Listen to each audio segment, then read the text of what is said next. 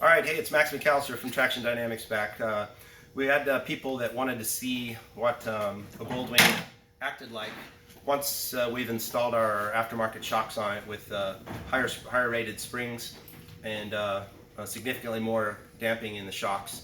We can talk about piston design and stuff later on in other videos, but I just kind of want you to see the difference. And so I brought along the same two guys. This is the same bike that we had in the videos that we made. This is our shop demonstrator bike, which, by the way, I encourage anybody, anywhere, if you're passing through Georgia, stop by our shop and take it for a drive. That's why we got it. So here's the same rider we had showed in the parking lot, and just kind of stand up. You can see, or when he sits down, just sit, the bike doesn't drop significantly down onto the springs anymore. I believe we showed a video of just a rider in a minute. We'll have that same rider, and the fork collapses and sits down onto the shock bumper on the front of the bike because it's so soft. So then the same guy had him bounce on it, so go ahead and bounce on it, Martin. And he was able to bounce it virtually uncontrollably. And now you see it doesn't. The bike will move, a small amount at each end. It will make a single return. So even if you hit it hard, go ahead and kind of hit it hard. Oh! The bike goes down once, comes back, returns and settles, and doesn't do any oscillations. In fact, I'm going to push on it and demonstrate some of that. So thanks, Martin. You stay there 1 second. And before I demonstrate what it looked like when we really tried to work the fork, so as hard as I can, the bike will go down, snap back, and not oscillate like it was before. So that's what we're looking for. Quick responsive return for rebound damping. So the bike will snap back and not oscillate, and that's what we're after. So this is obviously radically changed. Same thing in the rear, it'll act the same way. But we've got the same rider. I kind of want to show you the difference of sag. We're going to hand off here. Here's my same Go America. Here's my same youthful rider here, youngest Goldwing rider ever. Go ahead and hop on. And so I wanted to show you actually leave it on the side stand for a second. I'm gonna all right, so this bike's on the side stand, and we're gonna hang on, I'm gonna send you inside here. I gotta get a light going. I'm gonna send you inside the front shock of the Goldwing here. And there you can see the shock shaft and kind of the top of our shock there. Go ahead and get on, Austin. I'm just going to try and hold it all here. Okay. So now, again, this is tough. My flashlight's not working great. Sorry. Here we go. So now you can see lots of exposed shock shaft. There's our bumper right there. Go ahead and just bounce a little bit, if not crazy, just because my hands are in here. Yeah, that's fine. So you see we get nowhere near the shock bumper. There's plenty of effective travel. The spring that we've selected holds the bike up where it needs to be. Keeps the bike, in what we feel is a comfortable neutral ride height. And the bumper is there for emergency use effectively when the bike's coming to bottoms to avoid a mechanical clunk. That's kind of what we're after. And the results are fantastic with this bike. We really didn't have you can go ahead and throw it on the side stand, Austin.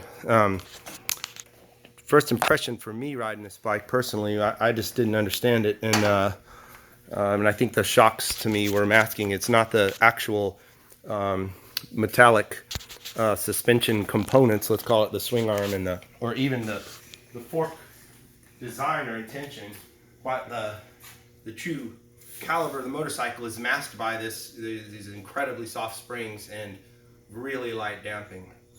But once you do set it up properly, in our opinion, this bike goes up like 10 levels. It is an absolute pleasure to drive. I mean, it's you'll just have to read the reports on the Goldwing forums and from people that ride it with our shocks on it, and or get by here and just drive this bike yourself and let it do the talking. But there's a couple of symptoms that are particularly annoying with the stock bike. One is bottoming over any significant dip in the road. Another one is the rear wheel. You're going to start reading reports of this. It's not me saying it. You'll start reading them. But the rear wheel breaking traction and the rear wheel bouncing over bumps, and so it's problematic. And it's not as bad 2-up, but 1-up is definitely a problem.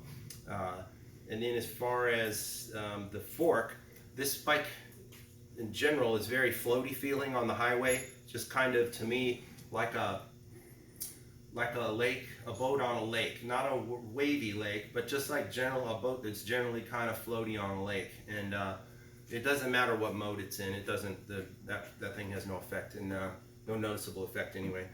And so, one of the things in particular, people talk about noticing the tie rod ends oscillating up and down wildly while they ride, and they think that that's magically, the suspension is magically working.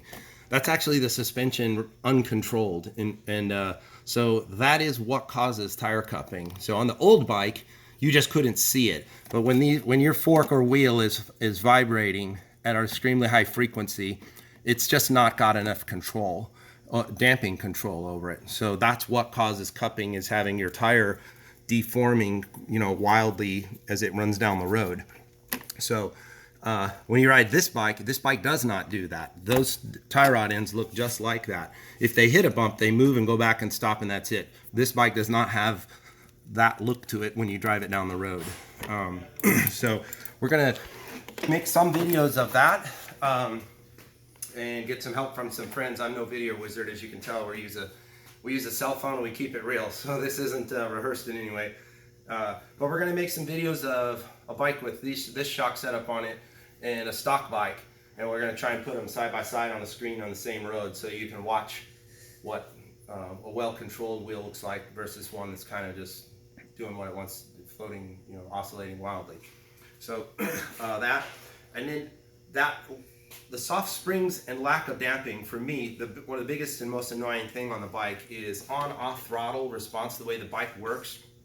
The most common complaint is people don't want to use sport mode because it upsets the bike so much. The throttle response is greatly enhanced in sport mode, but it also makes so that when you open the throttle, this bike lifts, the front pops up and the back, moves, and the bike is upset. And when you shut the throttle off to come to a turn to turn it in, then the bike, sits down and wallows before it turns, and it never gets really settled.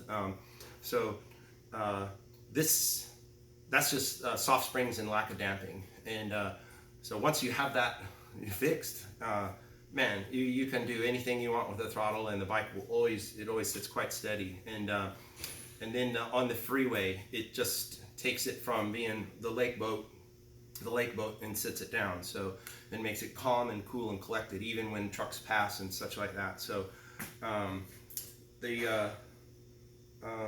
this bike, we've noticed them coming with 2 sets of tires. We haven't had enough time to tell you, what we think of the 2 different sets of tires. This one happens to have Dunlops. The other bike we had had Bridgestones.